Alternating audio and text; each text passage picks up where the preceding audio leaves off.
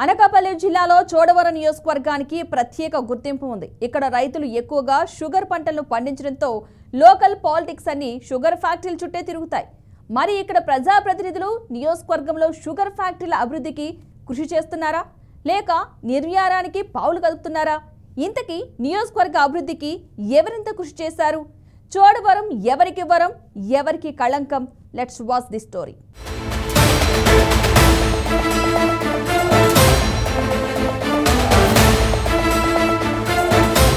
ఉమ్మడి విశాఖ జిల్లాలో ఉన్న చోడవరం నియోజకవర్గం అటు ఏజెన్సీకి ఇటు మైదాన ప్రాంతానికి దగ్గరగా ఉన్న ప్రాంతం.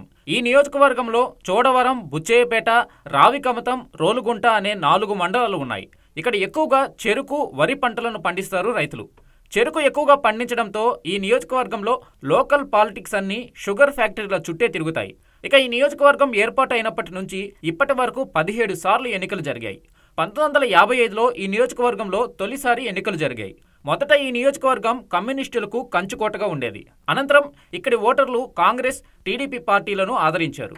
ఈ క్రమంలో ఏపీ విభజన తర్వాత టీడీపీ, వైసీపీ పార్టీలకు మద్దతిస్తున్నారు.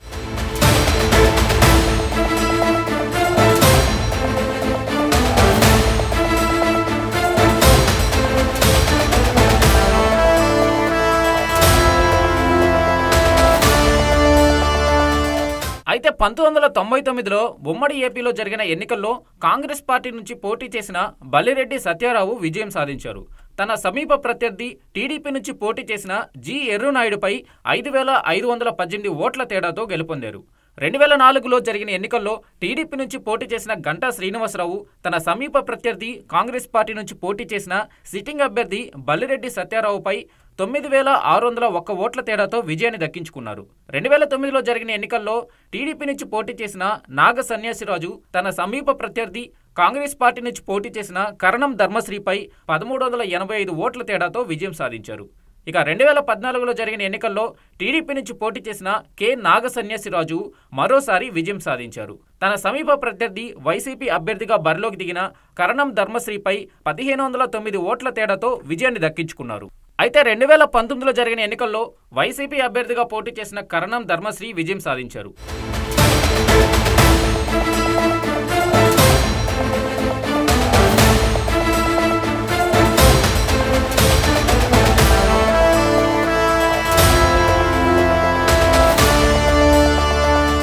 కె నాగ సన్యాసిరాజు అలియాస్ కేఎస్ఎన్ రాజు తెలుగుదేశం పార్టీ నుంచి రాజకీయాల్లోకి వచ్చారు. ఈ క్రమంలో 1995 నుంచి 2001 వరకు గ్రామ సర్పంచ్గా పనిచేసి 2009లో చోడవరం నియోజకవర్గం నుండి టీడీపీ అభ్యర్థిగా పోటీ చేశారు.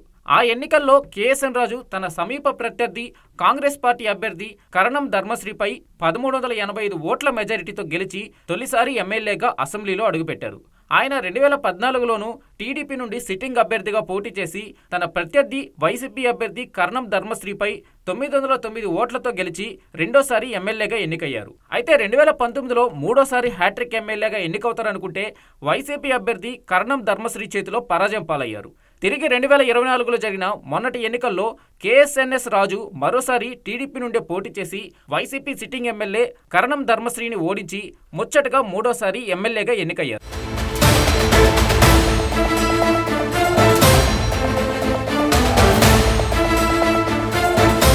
ఇదిలా ఉంటే కేఎస్ఎన్ రాజు విద్యార్థి దశ నుండే రాజకీయాలు చేశారు. కాలేజ్ ప్రెసిడెంట్గా, గ్రామ సర్పంచ్గా, మండల అధ్యక్షులుగా, తర్వాత ఎమ్మెల్యేగా అలా ఒక్కో మెట్టు ఎక్కుకుంటూ వచ్చారు. క్షత్రియ సామాజిక వర్గానికి చెందిన ఆయన ఈ నియోజకవర్గంలో కనీసం 1% కూడా క్షత్రియ సామాజిక వర్గం లేకపోయినా ప్రజల మన్ననలతో ఈ స్థాయికి ఎదిగానని చెప్తారు. ఇక్కడ ప్రజల్లో ఎమ్మెల్యే రాజుకి మంచి పేరు ఉంది. గ్రూప్ రాజకీయాలకి తావులేదు. అందరినీ కలుపుకుని పోయే స్వభావం రాజు సొంతం. వెనుకబడిన ప్రాంతంగా ఉన్న ఈ నియోజకవర్గాన్ని అభివృద్ధి చేయడంలో ఎమ్మెల్యే రాజు ముఖ్య భూమిక పోషించారనడంలో ఎలాంటి సందేహం లేదు. రాజు ఎమ్మెల్యేగా ఉన్న సమయంలోనే గోవాడ షుగర్ ఫ్యాక్టరీ రైతులకి చెరుకు గిట్టుబాటు ధర వచ్చేలా చేశారని రైతులు చెబుతుంటారు. మరోవైపు దేవాలయాల అభివృద్ధి, గ్రామాల్లో రోడ్ల నిర్మాణం, యువతకి ప్రోత్సాహం, రైతులకి మద్దతుగా ఉండడం, క్యాడర్ని బలోపేతం చేయడం తదితర అనేక విషయాల్లో ఎమ్మెల్యే రాజు సక్సెస్ అయ్యారనే చెప్పవచ్చు.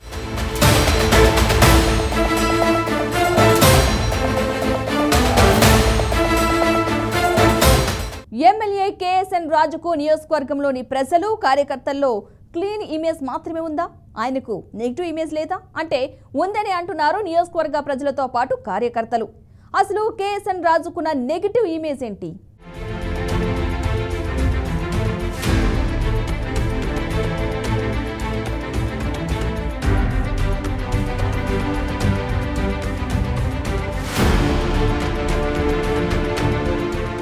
రెండు 2014లో టీడీపీ నుండి పోటీ చేసి అప్పటికే చోడవరంలో 2 సార్లు వరుసగా గెలిచిన కేఎస్ఎన్ రాజు 2019లో మూడోసారి హ్యాట్రిక్ ఎమ్మెల్యేగా ఎన్నికవుతారనుకుంటే వైసీపీ అభ్యర్థి కరణం ధర్మశ్రీ చేతిలో పరాజయం పాలయ్యారు. వరుసగా 2 సార్లు ఎమ్మెల్యేగా ఎన్నికవడంతో సహజంగానే ఏర్పడిన వ్యతిరేకతతో పాటు ఆ సమయంలో వీచిన వైసీపీ గాలి ఆయన ఓటమికి కారణమని చెప్పవచ్చు.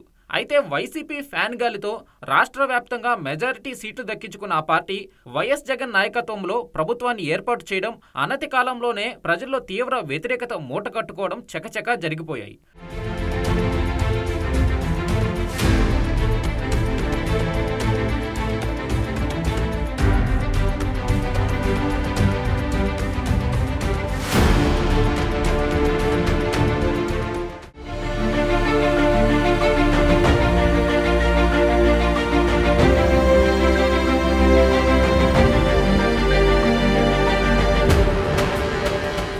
ఆ క్రమంలో గత వైసీపీ ప్రభుత్వ హయాంలో రాష్ట్ర స్థాయి నేతల నుంచి కార్యకర్తల వరకు ఎంతో మంది ప్రతిపక్ష పార్టీల నేతలు, కార్యకర్తలు ఎన్నో అక్రమ కేసులతో సతమతమయ్యారు. కొంతమంది నాయకులైతే అండర్ గ్రౌండ్ అయ్యారనే చెప్పవచ్చు. ఈ నేపథ్యంలో చోడవరంలోనూ టీడీపీ కార్యకర్తలు అలాంటి పరిస్థితినే ఎదుర్కొన్నారు.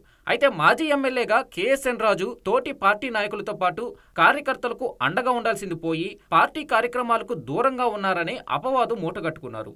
ఆ సమయంలో నాయకులు, కార్యకర్తలు తీవ్ర ఇబ్బందులు ఎదుర్కొన్నారు. ఎన్నో అక్రమ కేసులతో సతమతమయ్యారు. అయితే కేఎస్ఎన్ రాజు మాత్రం సేఫ్ గేమ్ ఆడారని, ప్రభుత్వం ఎక్కడ కూడా తనపై ఒక్క కేసు కూడా పెట్టకుండా అండర్ గ్రౌండ్ అయ్యారని కార్యకర్తలు, నియోజకవర్గ ప్రజలు చెబుతున్నారు. నొప్పించక తానవ్వక తప్పించుకు తిరుగువాడు ధన్యుడు సుమతి అన్న చందంగా రాజు సేఫ్ అయ్యారనే టాక్ వినిపిస్తుంది.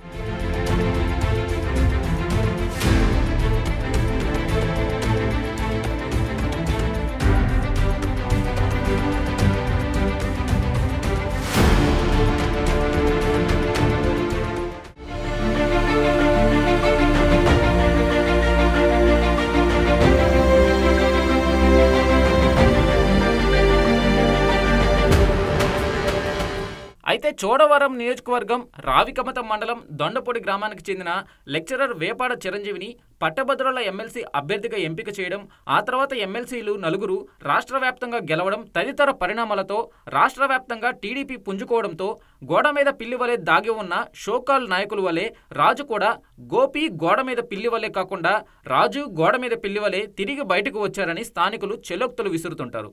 మరోవైపు గోవాడ షుగర్ ఫ్యాక్టరీ నిర్వీర్యం చేయడంలో వైసీపీ నేత ధర్మశ్రీతో పాటు రాజు కూడా కొంతవరకు బాధ్యుడే అని నియోజకవర్గంలో టాక్ వినిపిస్తుంది. ఏది ఏమైనా కేఎస్ఎన్ రాజు నొప్పించక తానవ్వక తప్పించుకు తిరుగువాడు ధన్యుడు సుమతి అన్న చందంగా సేఫ్ గేమ్ ఆడుకుంటూ చోడవరాన్ని తనకు ఓ వరంగా మార్చుకుంటూ నియోజకవర్గంలో మనసున్న రాజుగా పేరు తెచ్చుకున్నారని టాక్ వినిపిస్తుంది.